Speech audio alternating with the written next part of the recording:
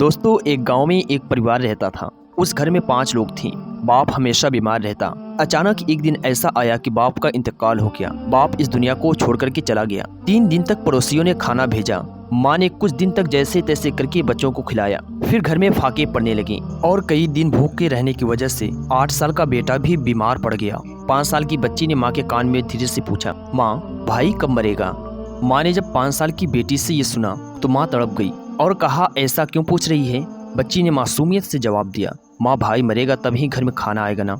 माँ, भाई मरेगा तभी तो लोग हमारे लिए खाना लेकर आएंगे ना। माँ, भाई मरेगा तभी तो लोग हमारी मदद करेंगे ना।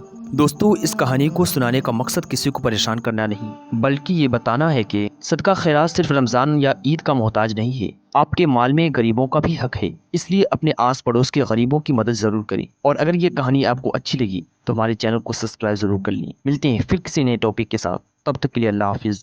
अल्लाह आप सबका हाफिज़ व निगहबान।